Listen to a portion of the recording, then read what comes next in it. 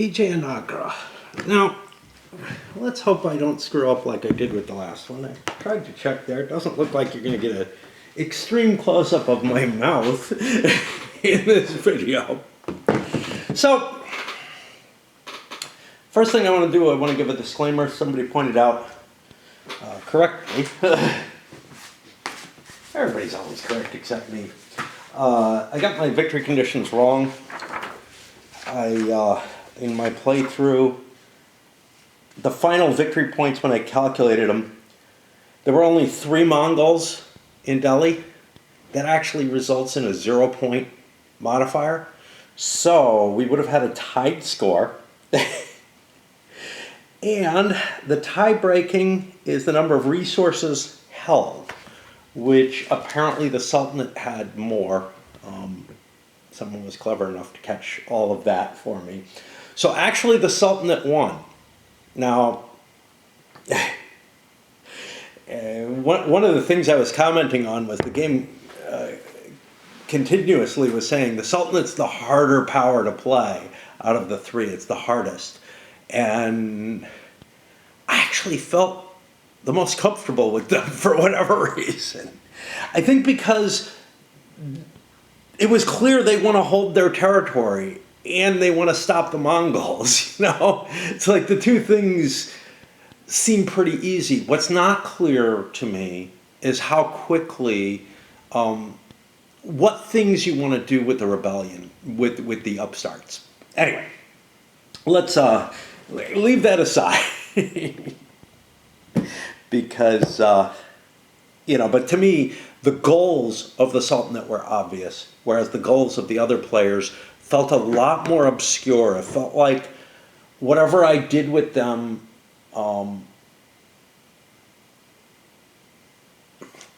it felt like whatever I do with the Sultanate, I'm trying to hold on to what I have. Therefore, that's an easy goal to try to discern. Whereas with the other powers, it wasn't clear what the best route forward was as to building up your position.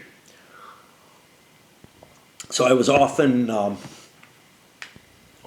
really confused as to, dealing with the menus. Anyway, let's get to the game. This is a game heavily based on Volko's concepts in the Coin series. In fact, so much so that I kind of feel like it still is a coin game, to tell you the truth. It feels closer to a normal coin game than, say, Pendragon did. To just pick one of the more recent ones that I've played that really felt like it was stretching the realm a little bit further than I liked in terms of differentials, etc. But anyhow, it is covering a period of time and in a location that there are very few games on. 13th, well, mainly 14th century in India. I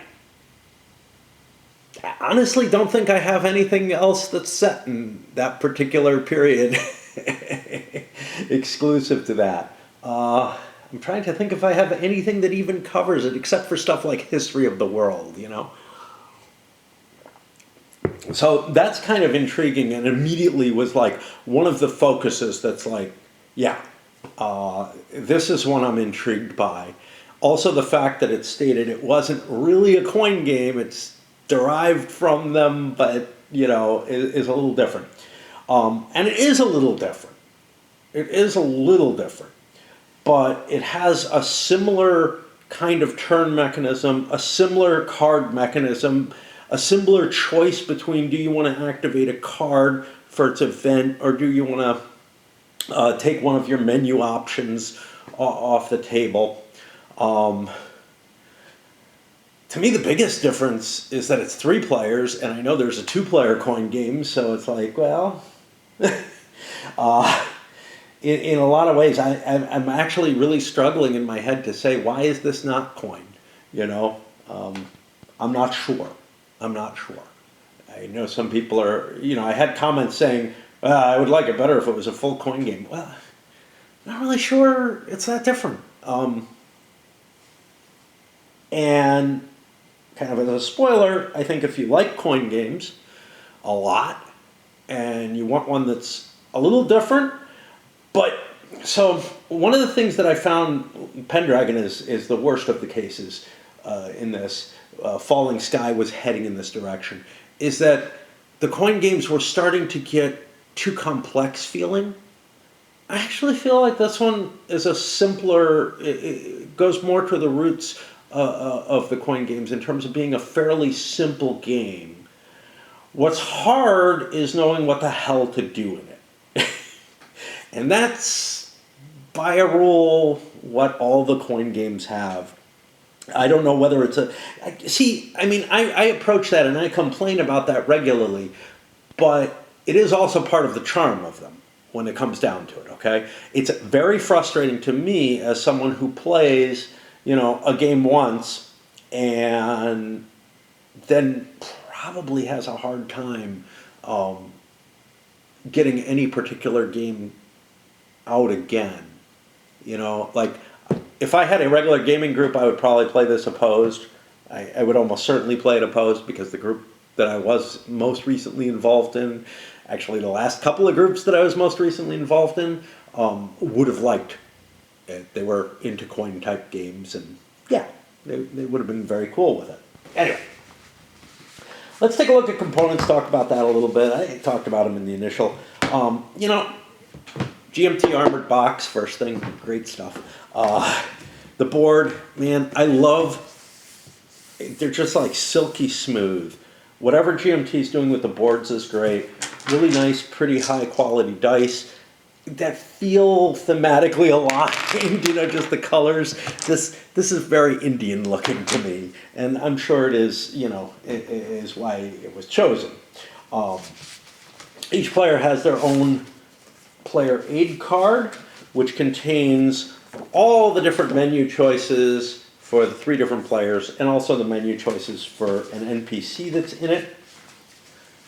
And so each player has their own folder of that. That contains almost everything you need in the game. There's a player aid card for each player as well that gives a couple of extra pieces of information. When it comes down to it, it gives you everything that you need to play the game, basically. These are for the bot. Now, I didn't deal with the bot at all. And then little summaries of some of the deck separator cards and some kind of hints about what the different groups are. I don't feel like these help terribly in terms of giving you an idea of what to do, and I'm still like kind of blank on what I would do with the different powers. I kind of feel like I have an idea with the Sultanate, but everyone else I kind of feel like I'm having a difficult time with. Simple sequence of play, which doesn't give you a hell of a lot. It tells you what you do depending on the type of card that is drawn. And then this, which is the optional second tiebreaker, had I needed that. In terms of rules or books, you get a bunch. The first one you're supposed to look at is the Learn to Play book. Now, I skimmed through this briefly. I didn't read a hell of a lot about it. There may be hints about how to play in the example of play section to give you an idea of how to kind of get started. But for the most part, it's not the way I like my rules to be presented to me. I found the regular rule book to be very, very good, actually. And I mean, I have nothing against, presenting this Learn to Play style. It's not mine, and they suggest you go to that first, and I'm like, oh no. Basically, that assumes that you kind of set up the board and move some pieces around following what they're doing, and then go read the rules to figure out what you actually did or something. I don't know. You got a whole set of rules for the bots, And the game can be played with bots to any degree. I didn't even look at this. What the hell it has in it. Because I have absolutely no interest in playing a game against a bot. That's not where my interest comes. My interest comes in trying to discern the different ways of playing for all the different players and trying to get an idea and a feel for that. Finally, you have a playbook, which gives a nice discussion of the history, a compendium of all the event cards. I don't want to look at them beforehand. That's just personal taste. I like to be surprised by the events that happen. A pronunciation guide. Wow, that would probably help me, except I wouldn't remember how to deal with it. Some designer's notes, which I know I read. I always read them.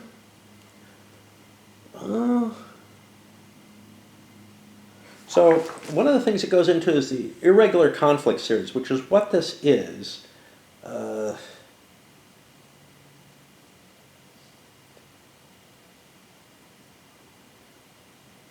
It only takes a small step in the direction of new vistas, while future games will move even further afield.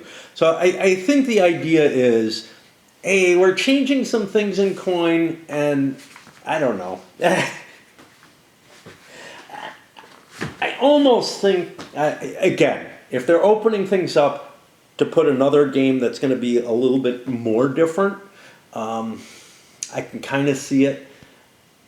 Right now, this feels enough Coin adjacent that it's like, yeah, I would have just labeled it as Coin and gotten the sales boost from that. Although I think it's a pretty popular sales because it's already out. It's already on the P500 for a second edition, which covers one of the few complaints I have about the Coins. I have a couple, which is in the initial edition, the blue color pieces. The little the embossing on them is not really very visible, which is important because there are certain pieces where the facing actually matters, whether it's up or down, and I found that kind of difficult. I think if I were going to be playing it a lot, I would probably take myself a Sharpie and try to draw something on the front of those counters. They're fixable. It's just, I, again, probably will not get another play of it. The other gripe that I had has to do with the cards. These are your top-notch GMT, really stiff, heavy-duty cards. They put them in, the games that they kind of view as their Cadillacs or whatever, and again and again, every time I see them, they're harder to shuffle. If you put them in sleeves, they're going to be as difficult as anything in sleeves. So, majority of players use sleeves. What the hell? It's not going to matter to them that they've got armored cards. For me, they're harder to shuffle, and they actually get damaged more easily, which is a little funny because they seem more sturdy and everything. But the fact that they don't have any flexibility means that they kind of strike up against each other harder when you try to do a riffle, and sometimes they crack and they fray around the edges. I've noticed that with ones that I've played a fair amount. Okay, what about to the gameplay? So, the core of the gameplay is simply you flip over a card, and that gives the sequence of players, just like in a coin game, who are eligible to play. And then you're really, you have a couple of choices of what you do within that play, following this little chart or whatever here. If you're eligible to play on that card, then you can choose one of these major options, which will make you ineligible. And there's two major options. That sounds like coin to me. And then you have a more limited option which you can take, which doesn't make you ineligible. and then you could also pass and just take some resources.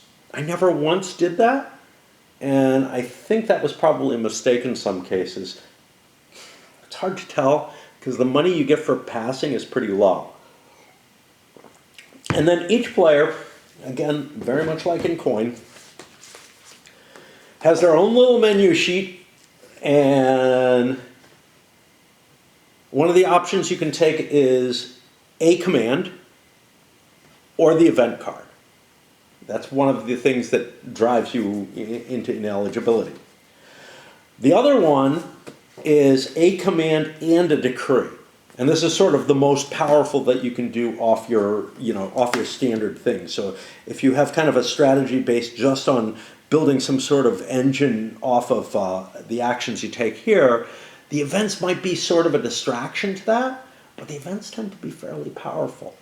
So it's quite possible that you will want to take the event instead of one of the extra things. Plus, some of the events don't cost you. Now, they'll be weaker events if they don't cost you, but they don't cost you your eligibility.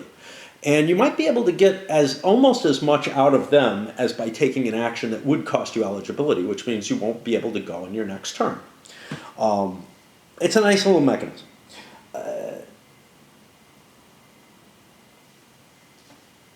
One of the things that I found particularly difficult was I couldn't settle throughout the game. Now, in most coin games, I can do this. I couldn't find a settled pattern that was just, okay, when in doubt, this is what I do. This is how I expand my influence. This is how I grow my power base up to some point. In most of the coin games that I've played, there's a thing you do. There's like one thing from A and one thing from B that you want to do, and they just get you along the way for the longest time. I couldn't find anything that worked well that way, which meant I had a higher AP burden, analysis paralysis, than I normally would in a coin game for longer. Some of it is this is a short game. It really is. Some of the coin games have gotten really, really long. Pendragon's an example again. But the other thing is that I just didn't find a clear... I guess what happened, what really got in my way is I couldn't figure out an intermediate state. Like, I know where I want to be for victory points at the end of the game, and I know sort of what my options are at a time, although I definitely struggled with that, but I always do. But what I didn't really understand was where am I trying to get me into the position where I can generate victory points, essentially. Now, your standard coin game has an automatic victory condition in it. I think almost all of them do. Again, I'm not sure, maybe Pendragon didn't, because it would feel kind of weird if it, but I think it did. Where if one player gets far enough ahead of the other players, they just win the game. And that means that everybody's got to keep on the ball with their victory points and make sure that they are within a certain range of the other players throughout the whole game. That's not the case with this. And what that means is that you could kind of sort of sandbag how powerful you are. Where it's not showing up in victory points, but you're in a position where you could very quickly gain a lot of points. And I saw that in particular with the Bahmani, one of the three factions. You have the Delhi Sultanate, the Bahmani, and the Vijayanagara. It's what it's called, damn it. I can't keep the name in the word in my mouth. I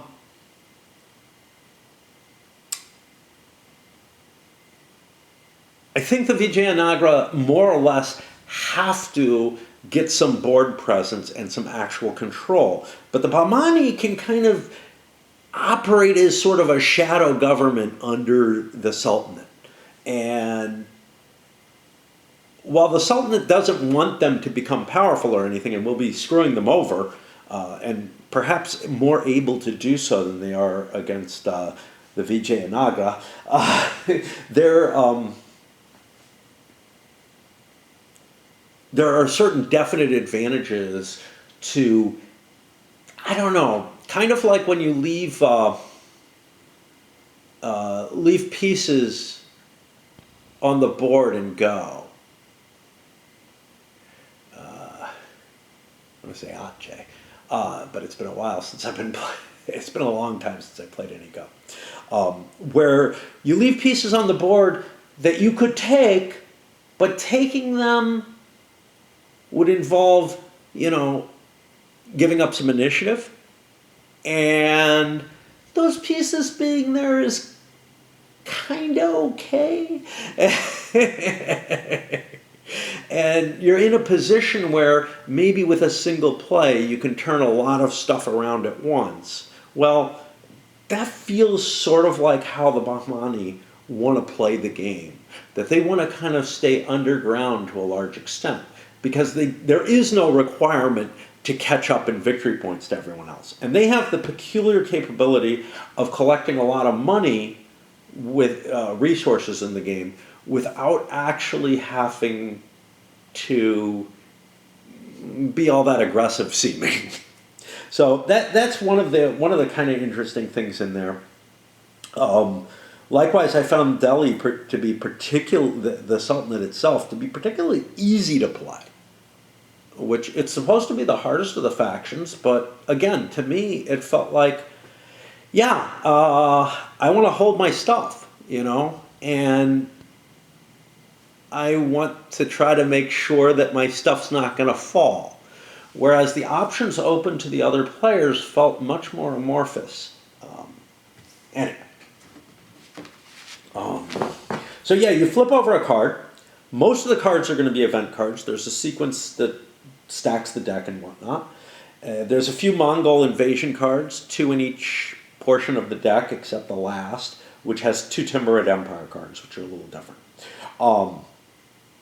There are succession cards, which are just put in between the decks and give a capability for each player to do certain specific things, and those are going to be spelled out here. Each player's got, their player aid that lists those 3 cards, so that they have them to see what their capabilities will be on those. Again, I kind of didn't pay too much attention to that, in part because I kind of like to be surprised by events, even pre-programmed events like that.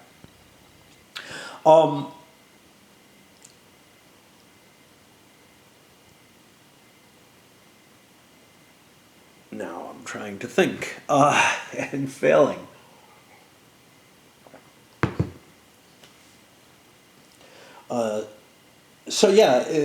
The cards come out in a randomized order. The event cards are spread out throughout the deck, as are the Mongol invasions, but they're all the same. So there's no sort of timeline enforced by particular events happening. They can happen any time during the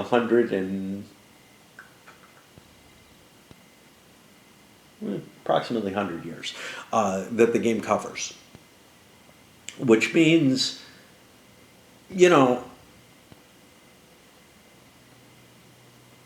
from a play point of view, it means everything's wide open. You don't have predictions of, this is going to happen at this particular time. It might unhinge things a little bit, but it doesn't really feel like it because everything in the game feels very abstract, like most coin games. There's definitely a historical driving force to it that makes the game stay on the rails, the way it's designed and everything. It doesn't feel like, you're playing some kind of completely abstract Euro, even though some of the mechanisms play out much like they would in a heavier Euro. And that's actually one of the things, where I come to it is I find myself playing it like I would a Euro, and getting as disassociated from two major things that can happen. One of which is that intermediate strategy, what I really consider the whole of the strategy, to tell you the truth, because, I'm trying to get victory points, and yeah, great. But my strategy is hard to discern through the menu items. The menu items are very, very difficult to kind of put together and figure out what you want to do with any given power. And I had to struggle a lot throughout the game to come up with what I wanted to do at any given point. How I could aim towards a position where I could get into, that I could sort of swoop to victory or whatever. But also, they get very much having to concern yourself so much with the fog of the menu items, or the obfuscation of them, led me to not being able to really get a good narrative while I'm playing.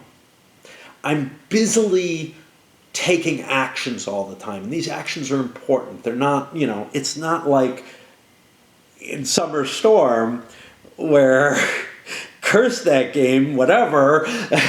Everything that I was doing was everything that had thought involved in it, where I'm trying to figure out what I'm trying to do, was pretty intuitive. I'm used to games, the kind of games that I mostly fell in love with have always been ones where the narrative is right there in front of you, and the strategy it's once you come up with your strategy, it's easy to implement it. Here, I could come up with a strategy. I could say something like, I want to gain control in the South. But it's not trivial to come up with what the best way that is to go about that, right? You're constantly looking at these different actions. And it felt like the same kind of burden that I feel with, say, a worker placement game. Now, I like this a lot more than a worker placement game, but besides the point.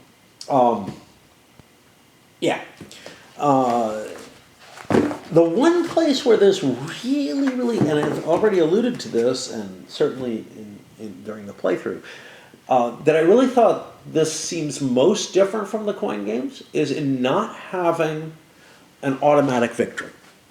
And why is that? Because in the coin games, and in some other games as well, but I bring up Here I Stand as that. I feel like Here I Stand is almost a proto-coin, even though it's a CDG and everything. Sort of from too, because of the multiplayer and the sort of, having an automatic victory condition and whatnot, and having just a track for victory as well. The automatic victory in the coin games is such that you can't ever let somebody look like they're getting way ahead in the victory points. Now in this game, the Sultanate starts out really powerful. They hold about as many points as they can possibly get. They could get 3 more for the fall of Delhi, but they own everything on the board, or from the failure of Delhi falling. They own every location on the board. They have their maximum points, and they have their maximum economic engine at that point as well, which is a reason you want to collect tribute, but there's problems with that. The other players are just way behind. Now, some games make up for that with, okay, you can't win before this point or something like that to give the rebellions a time to grow or whatever. But in this, there's no chance for that, right? The Sultanate is at its strongest point at the beginning of the game, and, as the game progresses, it slowly is becoming weaker. There might have resurgences, but they're going to be pretty minor. The overall bent is just going to be down, which means there's no way you could do that sort of automatic victory type situation without putting time into it, right? Like it would have to be very late in the game for the Sultanate to be able to declare an automatic victory. And that lack of an automatic victory means that there's no need for the other players to catch up and to make sure that they stay close. And in most coin games, the thing that drives the games to be close, I think, is that you don't want to let somebody win the game. And in order to prevent them from winning the game, you have to keep the scores kind of close. And that always made it so that the last card draw was the deciding factor. Now, I still think that's very important in this, and in my game, it was absolutely the case. But the other difference that contributes to this is that the last card draw in this is hidden. In the coin games, I may be missing something. There may be some coin games where the card stays hidden, but in what I recall of coin games, certainly the early ones, the later ones I remember less well, played them less. There'll be the current turn's card face up, and the next turn's card is also face up. So you know what's coming. That's very helpful in terms of planning and everything. You can look at the board and say, hey, I don't want to commit and lose my turn on that next card. I want that next card. That card's more important to me. And that's kind of a neat decision point and whatever, an added piece of information to the mass of different things that go into your which things do I do each turn. But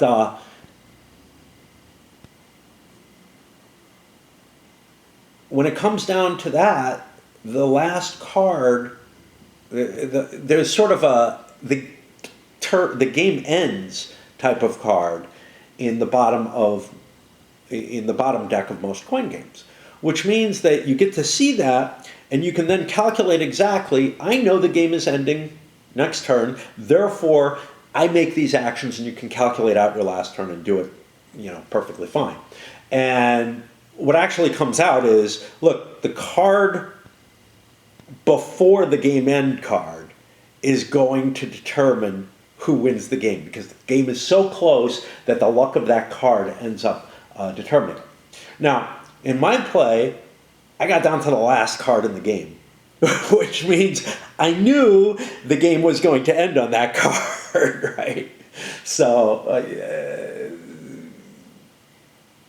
okay, I got down to the second to last card in the game because of the way the game ends card works, right? The game ends card, there was one card left, and it had to be the game end card. So I know that the card that I'm looking at is going to end the game. Actually, it was two cards at the bottom of the deck, but that doesn't really matter. It's just that last card. And what that means is that, similar to most coin games, I could completely calculate out and, figure out what I need to do on that card, and then the order of play on that card becomes absolutely vital. Because you don't know that the game's going to end on a particular card, like you're given an option to deal with a card and not, you're kind of gambling on the game end card. So there's two pieces of luck instead of just one, and that feels, I don't know, somehow less painful to me, I guess. I'm not sure. It's really a weird situation, because one of the reasons, so it feels kind of cheap to me that, like, oh, one piece of luck determines the game. But what that means is that the game is going to be very, very tight. And this game was very, very tight. All three players had a shot to win, I think, before that last card was made clear. And then the person who went last on that card was clearly at a huge disadvantage over the other two players, because there's only two real slots. Now, I think with coin games, it's a little different. I may be mistaken on this, but I think everybody can take full actions in coin. I'm not positive of that. Let me take a peek. They have a more complicated eligibility mechanism. I just looked it over, and at least from Andy and Abyss, But basically, the first two players get powerful actions, and other players get limited actions, much like this. So yeah, and it need not be the first two players, right? It, but on that last card, you want to take one of the powerful actions because you can gain more off of it. So it's actually very, very similar in terms of that. So the ordering becomes very important in the sense that the players who are first in line to make a choice end up getting the best choices, and that's just random by the card. So anyway, what's going on with this one that's a little different is that, yeah, you have the eligibility options, but you also have that gamble that you're making. That's not just the card flip, okay? You're at fault in some extent, or to some extent, for making the choice of whether you want to go on this card or wait till the next card and see if the next card ends the game or whatever. And once you get to that bottom deck, the game could end at any point. Basically, there's 2 Timurid Empire cards in there, and when the second one is drawn, the game ends with a final sequence. So, you could kind of gamble, well, neither of them are out yet, and we're early in the deck. I don't have to worry too much about victory points, etc. But as you get deeper and deeper in the deck, you're basically making this wager as to, geez, do I want to take my turn now or not? I find that a lot more acceptable for some reason than I find the idea of, well, I'm just screwed because the game's ending now and this card screws me. And everything has, in your standard coin games has been tailored to players wanting to keep the scores close together so that one card that difference of the card would make a big difference. Now, very clearly though, you want to keep your score close to the top in this when you get to the end of the game, so that you at least have a chance of winning if the card goes in your favor. And if you could knock everybody else down, that would be great. But that's hard to do. Generally what's going to happen in a multiplayer game of this nature, and of the coin nature as well, is that whoever's in the lead, well, the other players are going to do bad things to him to bring his, to make sure that he doesn't just run away with the game. And it's very easy, as far as I can tell, to keep the scores tight. But anyway, for whatever reason, I just feel like all the coin games pretty much end on, well, who got lucky on that final card draw, because everybody's keeping it tight, right? And with this, the same thing happened, but I don't think it's necessary to happen. I think quite often, yes, you'll want to keep it tight, but not only is the order of that last card important, but also the positioning of the card that ends the game. So you're making a gamble at the same time as you're being hit by the fate of what that particular card might be. Like, you look at the card, you don't know whether it's the last card or not when you have to play it. And in the normal coin games, you have to. Anyhow, my feeling with this is, if you like coin and you have any interest in the subject matter at all, this is a pretty damn good choice. It looks, if anything, to have maybe a little bit more depth than the coin games do. And some of that is my frustration, right? I had so much frustration in figuring out what to do with these 2 powers, how to expand what I'm doing and whatever. And I say, I couldn't find a strategy. Well, there's one there. it's not as easy as it tends to be in most of the coin games. In most of the coin games, what I found was that I could pick a simple pattern. Okay, this is the pairing you want to do, period, the end, because it keeps your point score high, right? And if you get your point score high enough, you win the game automatically. If you don't keep it high enough, somebody else may win it automatically. So you have to do that. That becomes a primary goal, is keep your point score high all the time. And then beyond that, you look at the little engines within the menu that allow you to keep doing that thing that's good that gives you points, right? And I find that usually halfway through a coin game, I can figure that out. I could not find one in this. I don't know if there is one. I really don't. Because again, for the Bahmani as an example, they don't really need to create points. They're in this very flexible position where they can kind of sit under the radar and try to win all at once at the end of the game. I don't feel that kind of flexibility with either of the other powers. With the Sultanate, they have to hold on to what they have. And they have to work their hardest to do that. And that was the easiest thing for me to see. Therefore, they won. Because they would have won if I calculated the victory correctly. But yeah, and they were able to stay in the running despite me cheating in favor of the Mongols. The Mongols did more damage to them than they should have. So, I mean, the Sultanate definitely was doing the best out of everyone. Not only in terms of did they win by a hair, but they were also being cheated against. The Vijayanagara, I find more troublesome. I don't think I realized just how much they actually really need to establish an actual like physical kingdom during the course of the game. And that would be the one thing that I feel like I learned after having played that wasn't becoming apparent to me. But it's really hard to do. It's really hard to do.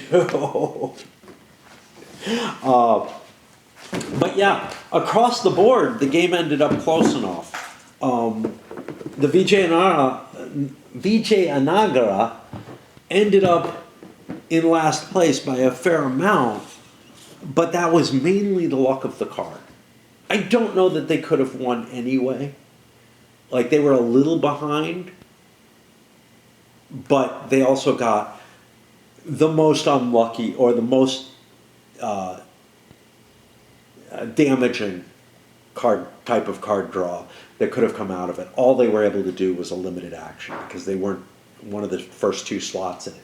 Everybody was eligible on that last card. They all set themselves up to be. It would be horrible not to be, you know, and that's part of what the gamble is and everything.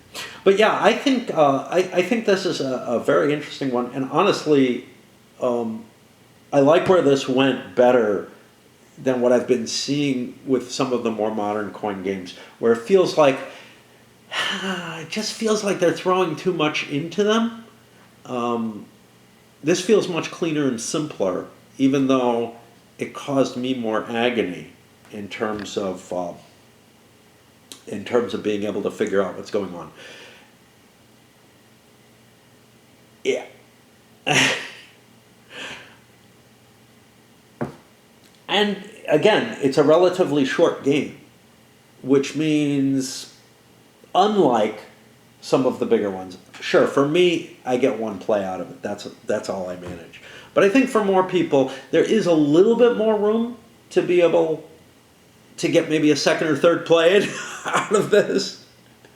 Also, you know, if you're just a coin aficionado, this is one that you should probably be picking up.